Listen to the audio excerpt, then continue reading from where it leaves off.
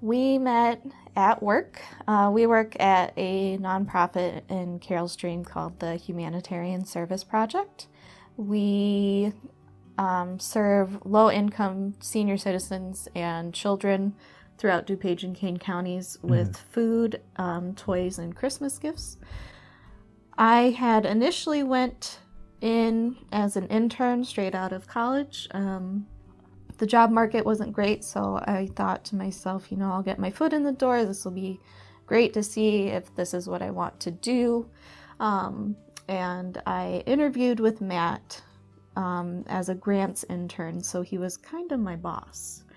And I knew right away that something was different about him.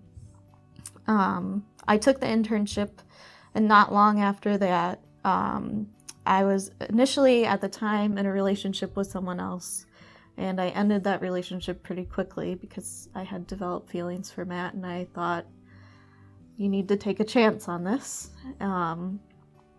In December, I was hired on staff full-time, so Matt was no longer my boss. And shortly after that, I thought I was being slick, and I asked him out to dinner, and he totally knew what I was doing. I didn't know if he liked me or not. I was smitten from the get-go. And apparently everyone around us knew. Everyone around us knew what was going absolutely. on. When we went to dinner, I told him my feelings for him, and that was like a weight lifted off my shoulders to finally know. And we had initially said, we'll just keep it as friends, we'll see where it goes, we'll take it slow. That lasted maybe a week. Did not last long. We were in a relationship shortly after that, and I remember the day that we decided we needed to tell our boss, Kristen, and we go into her office, and she's like, we close the door at the end of the day to talk to her, and she's like, what's wrong? We're like, no, nothing's wrong. Everything's really great, actually. And we tell her that we're dating, and I remember her, jumping up and down and screaming and being like, oh my gosh, it's finally happening. I was waiting for this conversation to happen. I'm so happy for you guys. And we told the rest of our coworkers shortly after that, and everyone was really, really supportive from the beginning, and that's continued throughout our relationship, and we feel really blessed to have so many people that love and care about us and support us and our relationship so fully. Yeah, absolutely. The engagement, that was fun, but as with a lot of things in life, it didn't go entirely as planned. The engagement ring that I knew Allyson would love, I ordered online, but it got sent to Galveston, Texas instead of Illinois. And nobody had known that I was planning on popping the question, so I sat there nervously waiting for the ring to arrive for about a month. But when it got there, I was like, yes, finally, I can do this, because it felt like it was time. So what I did is I had taken everything. I had taken a whole bunch of our favorite jokes and in-jokes and stuff we have, things that we've enjoyed together throughout our relationship, and I changed them around to make it a big card full of all these things, but also geared towards asking her to marry me. And then I came here on this very couch, actually, on a Monday morning. It was Labor Day, so we were off of work, and I'm like, okay, she's not going to expect to be... At 9 a.m. Yeah, at 9 a.m. in the morning. I'm like, she's not going to expect it. She's going to be surprised. I walk in here, she's, in her PJs still, playing Pokemon, but once I got her to actually look at the card, I knew I had her, and I couldn't have been happier.